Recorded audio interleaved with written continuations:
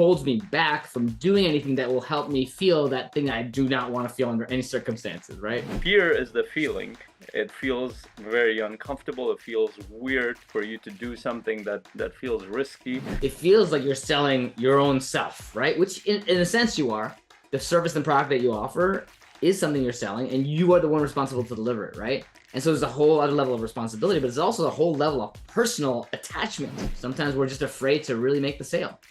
And so your price might be okay, but you're not owning it, and you're not challenging your client because you're afraid yourself. Ask yourself, what's your next step to put yourself out there, despite the discomfort, despite the internal resistance that you feel. And I think that's one of the hallmarks of being human, is that we can override some of the internal animalistic instincts that we might have with your conscious mind. This is why we're bringing it up to the surface, is that you might have that fear, but you also have the ability to make a decision despite that fear. That's what we call courage.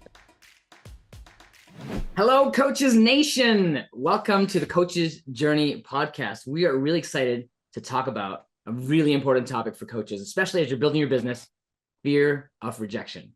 Now, you may be thinking, oh yeah, that's me. Or you may be thinking, I don't know if I have that, or I don't have that at all. Either way, it's going to be a really good podcast because everybody at some level has fears. And some of the fears we're going to talk about today, specifically around rejection, might not seem like they're about rejection at first, but there's so many connections and so many different ways to think about fear and rejection that it's really important for coaches. So also with me today is my co-host Faisal and San, and I'm Daniel Fernandez, and we are really excited to talk about fear of rejection as a coach. You excited to get in here, Faisal, and talk about this?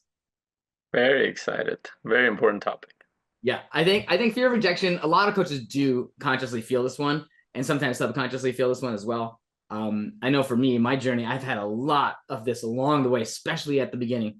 As you get better as a coach and as you get more and more clients, you change the way you relate to this, I feel. But at some level, I still experience different fears, and that's in there. It's a part of that. So I don't know about you, Faisal, but I think that's like fear is part of the permanent journey of a human and as a coach. So let's get into this. Do you ever feel fear of rejection? How has been your journey around this? Every day.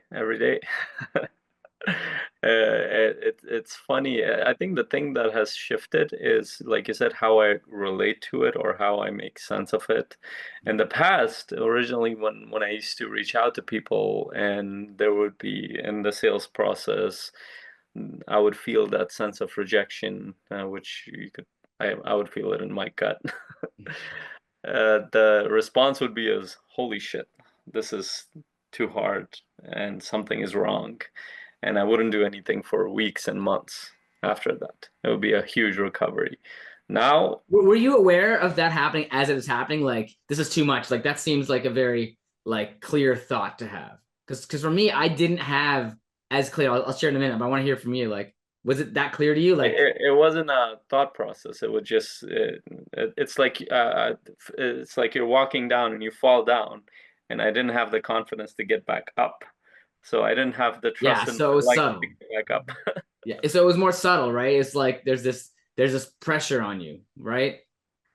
Yeah, and over time, as I did work, I became aware that, you know what, there's an emotional component that's holding me back in this process, and this is why I say a lot of business, it actually helps you build resilience as you do this, because it gets you to recover faster if you go on this journey more. And again, it shows up in even putting out just simple, not even the sales process, not even talking to people. For me, it was originally just putting myself out there. And I've shared this before, like the first video that I ever did was Brendan challenged us to do that video. I still have that video up, by the way.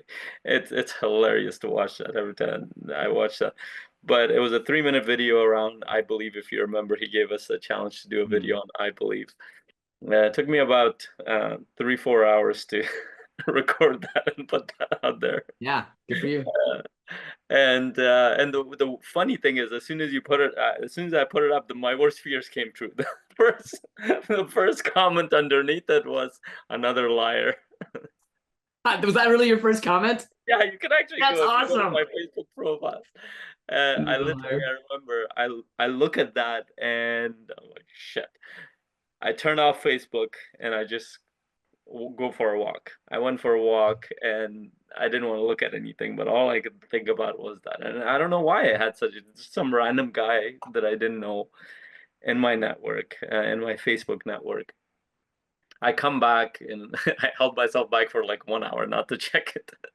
Come back, I look at it. There were like about 30 other comments defending me, my friends, family, and others. And I was like, you know what? I guess it doesn't matter. And then that gave me the courage to do more, and more and more, at least on the marketing side. But again, the challenge was always, it was hard for me to get back up. Every time I would do something, it would be a while before I would do another thing. The thing that has shifted is it's more of a feeling and a thought, and you just move on. It, Yeah. Yeah, I love that story so much, especially because like things that hold us back, like being rejected by other people, is a really powerful emotion for most people. And just like humans, they originally existed in tribes, and if you got rejected by the tribe or by other people, it could be a huge issue to have a social problem like that. And so we're like conditioned to like really want to be accepted and really be not rejected. And so because like back then, back when you lived in the plains, if your tribe rejected you, you like on your own, you're on your own, you're probably not going to survive, and you know it. So there's this inbuilt biological drive to be part of the tribe and part of the community, to be accepted. And when when we're online, it feels similar, probably, that it's activating some of the same fears, but it's very different. Like it's like the worst fears got realized, like you're a liar, now you're getting rejected. But ultimately, like we've noticed with this story, I think this is a really powerful story, because even if that happens, like it doesn't really matter. It literally doesn't matter. Like, and even if your video, the first video you put on sucked, you could do it again. You could iterate, you could improve. So like ultimately, like these fears, they tend to control us. I know for me, it's very similar. I didn't have as clear a view into what was going on inside me. I didn't have that emotional awareness, and I didn't have that, that clarity on like what I'm trying to do and how important it was to me. And so a lot of the time I would like, I would have a session with somebody maybe, and then they wouldn't say yes to coaching. What I didn't know was that maybe I could just follow up with them and have more of a conversation, but I felt really rejected. And so then all the other people that I was supposed to follow up with, I didn't want to follow up with them because I didn't want to face that feeling. I felt that I didn't want to face that feeling, but I didn't know that that's what I was feeling. Like it was very subtle for me. That's why I asked that question. It's like, it holds me back from doing anything that will help me feel that thing I do not want to feel under any circumstances, right? And this goes back to a lot of personal experiences in the past of rejection and so on, whether it was at work or with the opposite sex, or with anybody. Like you build up these stories and these programs in your mind that you're not even aware of, and it holds you back on doing anything risky, because what if is the cycle thoughts that happen. What if this happens? What if that happens? What if I made a fool of myself? What if my family finds out that I'm a fraud? Or what if, like all these thoughts that are just totally unhealthy, and it's not really helpful at all for you to focus on. But it's so easy to focus there if you're not aware of what's going on. And I totally wasn't. I would spend months like working on things that had nothing to do with reaching out to people, nothing to do with having conversations, nothing to do with putting myself out there and taking a risk. It's like that was my profile, my personal profile. Even I had a therapist back in the day too that I talked to a lot about like taking risks. And I asked him, could you push me a little bit? And he was like, well, you need to take some risks here. So in my personal life, and that showed up in my personal life and my professional life, I was very reluctant to take risks, or what I perceived as risks. It's almost a bigger risk not to do it if you really think about it, but you have to do it. You have to think about that at a higher level to know what does risky mean. yeah. Have you heard of that stand-up comedy bit by Seinfeld? I know who Around, Seinfeld is. yeah, around Jerry Seinfeld. Around public speaking. So it was in a leadership book. He brought it up again, so I remember it right now. It's one of my favorite shows of Seinfeld. So he's Oh, like, the eulogy one. the eulogy one, yeah. So do you want to say it, or? No, go ahead. Okay. Do tell it. So the bit goes like this: that, well, I looked at it in its statistics that people had two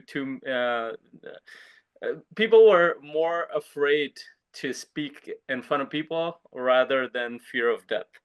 So, and then he's like, if you, so in that sense, if you're in a funeral, you'd rather be in a casket than doing the eulogy. Yeah. Fear of death. It's like fear of death is a big fear that people have, right? But like more people are more afraid of public speaking than death. Yeah. And it shows up with coaches, and like there are two components to this. Fear is the feeling. It feels very uncomfortable. It feels weird for you to do something that feels risky. But Mm, the rejection piece is completely a concept in this process that we mm, have kind of set up as like somebody will reject me, but who is? So for example, that one person that gave a comment, to be honest, that person makes no difference in my life whatsoever, other than the fact that he put a comment there. All the other people that actually said positive things, they do make a difference in my life. They were my friends, family, other people. They said very positive things about me. And even that, so a lot of people are very afraid of like what the people closest to them would say. And mm, the one of the things that I was actually talking to one of our coaches recently, and he's like, I'm working on my outreach process and I'm reaching out to people, but it feels really hard. And it does. it And should. my question was that why shouldn't it feel hard? Yeah. Why do you think it shouldn't feel hard? And our assumption is initially is that it should feel easy, but it's not an easy process. If it was easy, a lot of people would do it, and it would be a very easy path to build a coaching business, but it's not. And a lot of it is emotional in nature. That's why they say, I think it was Robert Kiyosaki that said, it takes more courage to build a business than intelligence. I like that quote. I hadn't heard it before. I love that quote. Yeah. And asking if you are dealing with that initially starts with putting yourself out as a coach. And if you are dealing with that in your sales process, ask yourself, well, is this part of my training as a coach? It really is. And for me, the reason why I'm in here, part of it is actually becoming aware of it, but awareness is the first step. But a lot of it, I dealt with it as I was in the process. Yeah, I got help, I got support and other things, but I had to actually do this to learn to get back up faster. And the more you do this, the more you realize that the effect of that is actually just internal, and the meaning you assign to it is based on your conditioning later, because none Yeah. of us are used to this process of sales, unless you've come from that background. Yeah. I mean, you bring up a few really, really interesting points in my mind. One is that there are people who are part of your life and there are people who aren't part of your life. And this guy who rejected you online, liar, was not an important part of your He life. just made a comment. In Yeah. my mind, it might Yeah. be interpretation, might be rejection, but he Right. just made a comment. Yeah, yeah, exactly. So yeah, you don't know if he was referring to your video or somebody else. You never know what people mean online if they're not very specific. That's a very vague comment. Um, but ultimately, like this person is not an important part of your life, right? Which brings up the idea that as coaches, who do you have in your life that is an important part of your life? Are the influences that you have in your life personally and in business, are they supportive? Are they not supportive? Are they holding you back? Are they the kind of people who would say like, yeah, you're never going to succeed, or that, yeah, coaching is stupid? Like, are these the people you have around you? Because if those are the people around you, you may need to shift the people that you listen to and that you have around you so that you have that supportive influence. And a lot of the times at the beginning, when you switch to coaching, when I was switching to quitting my job, my own family was like, what are you doing? This makes no sense. And it didn't make sense. Like it literally to them would not have made any sense. And that's okay. It just makes it a lot harder. And so when you do that, having a community of supportive people around you, like we have in Coaching Mastery Community as an example, people who are on that journey, who at least understand the journey or who at least support you. Like, do you have those kinds of people in your life? Because if you don't, build it. That's going to be an important part of your journey as a business person and also as a coach. Somebody who like kind of gets where you're going, which is why it's also good to have a coach, right? Somebody who understands it. But having that supportive, I would call it tailwind. Instead of having headwinds all around you, why not have tailwinds, right? So I like to help, you can help your clients with this too. I like to help my clients build tailwinds socially in their life, right? It's like, who are those most supportive people around you? Let's make Yeah. sure you're connecting and listening to their voices more than people who are holding you back and trying to stop you from doing things. And if it's your spouse, there might be more work to do there. Together with your spouse, you can maybe turn them into more of a positive influence or have that influence with them. That's something you can work on with clients for sure. But also as a coach, I think it's really important. And the second thing that I thought of when you were talking, Faisal, it's like we have this interpretation of rejection or whatever the interpretation is. It's bad. It feels bad. I don't want it. which holds us back from doing more of it, right? Most of the time, which actually another word for that is like resistance, right? And sales resistance is actually a really important one to think about, because if you are resisting doing the things that bring in sales, then you're actually resisting your mission as a coach. Because if you can't bring in the sales, it's going to be hard for you to make that difference for somebody longer term, right? You need to be able to sell. So selling is actually more about making a difference. And if you still think of selling as a bad word, you're going to have sales resistance, of course. And even people who think of it as a good word have sales resistance, right? So like having that sales resistance means you actually have coaching resistance. And so if you have coaching resistance, you're not doing the work of being a coach as much. So I think it's really important to think like it seems like, oh, rejection is just one thing, but there's a whole cascade of things that happen as a result, which makes you unable to fulfill the very thing you got into coaching to do, which is make a difference for people. So like get those supportive people around you and like find out where your sales resistance is. Yeah, and I've worked with a handful of, I think they all came from a chain of 5 or 6 referrals from the same company. And they were salespeople, and I forget the name. It's an company in US, and they're door-to-door sales. And these are younger people, anywhere from 19 all the way to 25, and they have a really good structure for promoting from within, and they train them and they become managers, supervisors. But their training system was really interesting, and here's how it worked. They would every team had one manager who would also be a salesperson, and he had about 5 or 6 guys with him. And I think it was all guys. When he was sharing at the time, all of them were sharing. So, and I've worked with the manager, and I've worked with the sales people too. And so what the manager does is the night before they have a call with each other. It's like, okay, here's the plan. Here's how everything happened. And then the morning off, one of his first thing in the morning is get ready, and then he goes to the office, and he has a meeting with the other managers, and then they get started with the first 1 hour session to talk about their game plan, what are the challenges, issues, and then he would go with them and model. If there are new people, he would go model that You mean the process for sales them. team? Absolutely. It means the manager, then the sales team. Is that what you're saying? The sales team. He would model the process for them. If they had already gone through that process, they would get dropped off in their areas, and they would go door to door. Then end of the day, they would all debrief and go through that process. So they would constantly deal with the mindset challenges. They would constantly deal with, give them support, and it's like daily. And that's what helped them move forward. And even then, they had a hard time refining the process. And so generally, like, and this is a fairly successful company all over US. But the thing that I want to point out is how much social support and influence they have within that area for them to grow as salespeople. And that's the challenge that you hear from coaches that come into our community, and the coaches that I've talked to, is they feel lonely. And I just posted in our Facebook group, if you're part of, you can see Eric's testimonial. One of the first things that he shared is that I've been trying this for a year, and I've made 1 or 2 sales, but I feel completely alone. And for human beings, if you study enough of human beings, you understand that isolation is not the best place for a human mind to be in, unless you're really trained to be in that space. But most people don't operate very well when they're isolated. And most coaches actually just feel isolated. And for me, initially, when I was starting out, just like you, I didn't have a lot of support. I had to get my wife on board in the process. We worked together to move forward, but she didn't even understand what I was doing, to be honest. And she was accepting and supportive, but she didn't understand what I was doing. And most other people, just like you, it didn't make any sense for me to jump ship from an engineering path to this, especially right after finishing school and working a couple of years. Okay, this is not for me. Like, that looked like the most ridiculous thing, and I couldn't explain how this path would support me. So I felt this huge resistance, along with the fears to put myself out there. I felt being held back, and the thing that helped me was being around other people that helped me a lot, who were actually trying these things.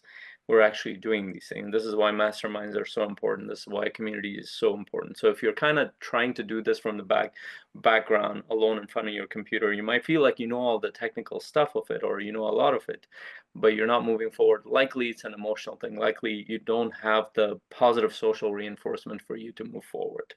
And it makes it 100 times harder than it needs to be. Yeah, and actually that brings up a whole other series of things. I totally relate to everything you said, Faisal. Like, I couldn't explain it. Other people can explain it. And then I wasn't succeeding. So I felt even more embarrassed because I wasn't making the progress like I used to do in my engineering career and my management career. I was like, I got to be really good at that game because I practiced it for years, and I had support. But when you leave corporate or you leave a job to do something like coaching, like all of a sudden, like you're responsible for your own sales, you're responsible for your own professional development, you're responsible for your own networking community, for your own plug into the industry. And all of a sudden it's like a huge amount of uphill battle Yeah. for most people emotionally. And not to mention, so I've worked with coaches who have actually come from the sales background.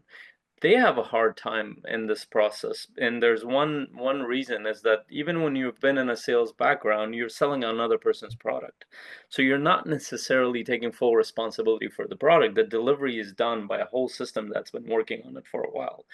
You're just making the offer, supporting them, and you have enough confidence in the people who are delivering it that, okay, this will be good. Mm-hmm.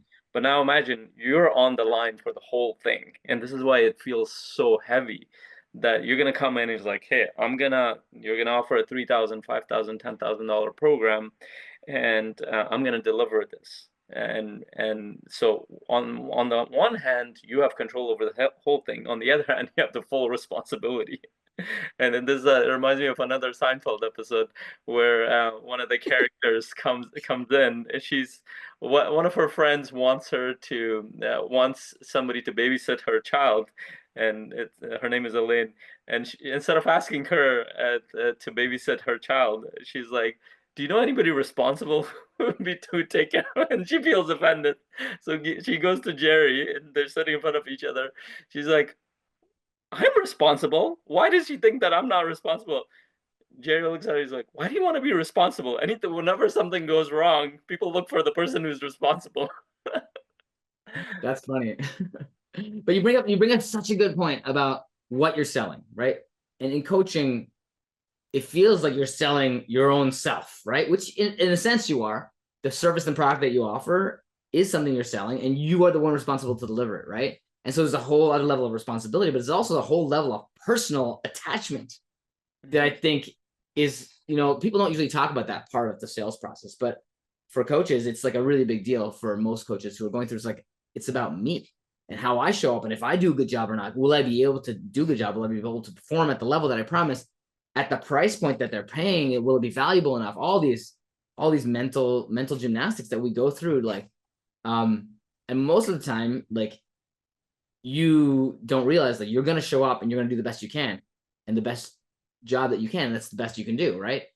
Give it like a really great value. Like, give it your best. Like, if you're always giving your best as a coach, that's actually a source of confidence. So to me, like, the thing that people need as coaches is sources of confidence, or multiple sources of confidence, preferably. And one of those sources of confidence is experience. So at the beginning, if you are afraid that you're not going to be able to fulfill, try stepping it up. Try stepping up to what you're capable of fulfilling. And maybe if you're worried that it's not worth the price, then you can lower the price. Whatever it takes to get you confident and momentum about your confidence is probably a really positive path for you, right? At the beginning, I was trying to charge too much and nobody was signing up. And then somebody signed up and they quit halfway through because I wasn't delivering at the value at that level, because I wasn't capable of that yet. I'll just be honest. Like, I wasn't a very good coach yet. I had a bunch of certification experience, but that doesn't give you like coaching experience, right? It doesn't make you a good coach. And I'm always learning as a coach. Like, I'm always getting better as a coach. There's no limit to how good a coach you can become, which also means there's no limit to the value you can create in the world, which is great as a human. Like, for everybody as entrepreneurs, like, entrepreneurship is about value creation. It's about making a difference for other people, ultimately doing something that matters, that people want and need. And so as a business person, if you can create more and more value, which is something you have to learn and practice and develop yourself in, and that's a lifelong journey for sure, then that means you can continue to raise your income. Yeah.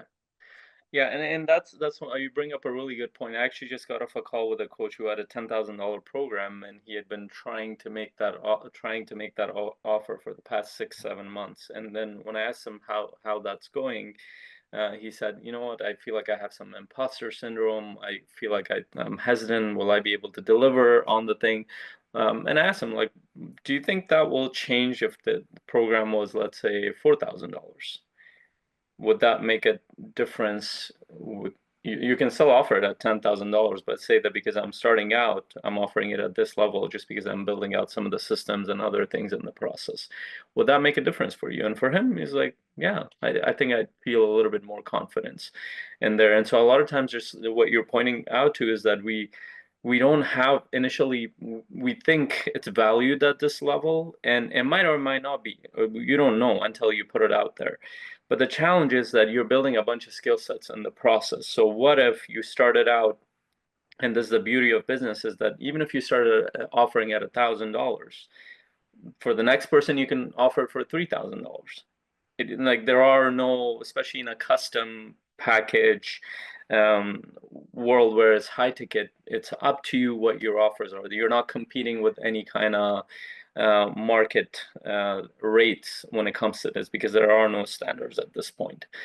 So you could literally raise double that or triple that if you needed to. But what it does is, for you to gain momentum, you can start out by saying that, you know what, I'm going to take 10 people through my process, but I'll charge them very low and I'll give them a discount. And after that, so while you're doing that, you're getting experience, you're getting referrals, you're getting testimonials, and then you will naturally develop the confidence to work with people at a higher level.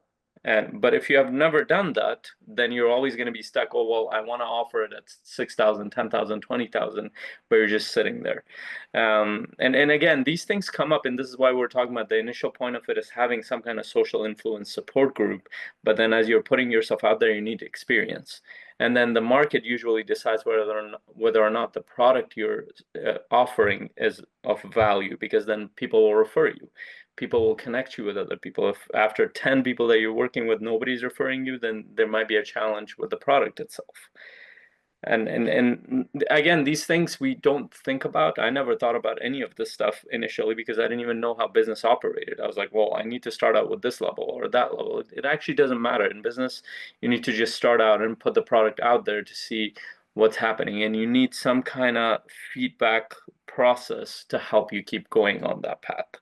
Yeah. If you're not getting feedback because your price is too high, it might be worth having a low price just to get the feedback of whether people are going to buy. Yeah. Because if nobody buys it, unless you're independently wealthy, which is possible, then you're probably not going to have a sustainable career as a coach, right? Like if you want to be able to earn an income as a coach because you're making a difference, then you have to be able to sell it. And if you can't sell it because it's too high priced, you may want to experiment with lowering that price, right? But it might not be that might not be the only challenge. Like there's also, like, getting back to the whole point of fear, a lot of the challenge is fear. Sometimes we're just afraid to really make the sale. And so your price might be okay, but you're not owning it, and you're not challenging your client because you're afraid yourself, right? Yeah. There could be a lot of reasons why they're not buying it, but sometimes that price could be it, right? And it's custom, right? Like you can make the program whatever you and the client need it to be because you're the coach, right? You can offer, like, if this doesn't work, would this work? Would that work? I had a client who didn't want one of my standard packages, and so we designed a custom package. Yeah. And it was a monthly version of the weekly program that I was going to offer him. And as it turns out, that sounded more appealing. So you can do a lot of different things. Right? Yeah, for sure. And again, none of these things will come to mind if you're not surrounded by people who will give you that feedback to try different things. That's and then on the mindset side, this is where coaches will, one of the first instincts they will have is, let me go learn more about marketing. Let me go learn, which is useful. You need to learn the skill sets of it. But again, they will sign up for the next course and the next course and the next course. Pretty soon there, because it feels more comfortable to learn, because coaches are generally learners than actually do. And even if they're part of the community, well, I'm going through this other course, let me just go through this and then I'll launch my thing. I'm working on my plan. And again, all that stuff is internal tactics, your mind's tactics to delay the thing that you feel uncomfortable about, which again can be remedied if you're part of a process where you see other people, you're inspired by other people who are actually taking action. You see that they're challenging you, you see that it's actually working in the process, and you're slowly starting to build the evidence in your mind that this thing works. Otherwise, it's all theory, and then you will be always stuck in this lonely fear of rejection mode, and you'll keep saying, well, I need the next course and the next course and the next course. But what you need is more experience, momentum, and some kind of support system that keeps getting you moving forward, and while you're building your skill sets. It's the implementation, right? It's the implementation that you need to do around the hardest things, which is making the offers and making the sales and doing the whole sales process and following up and reaching out to people and making sure that you're putting yourself out there in those ways, right? The ways that you're intending to, right? And sometimes there's a really clear plan of strategy that you have, and sometimes you need to evolve that, right? But whatever it is for you, the thing that you don't want to do is probably the same reason you're going to buy that next program.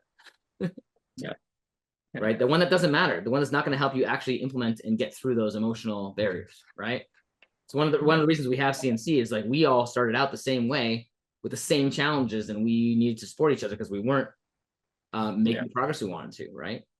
That's how it started. It's just a bunch of coaches getting together, thinking we needed to get more practice coaching, which probably was true. So we would coach each other in a circle. That's what we used to do.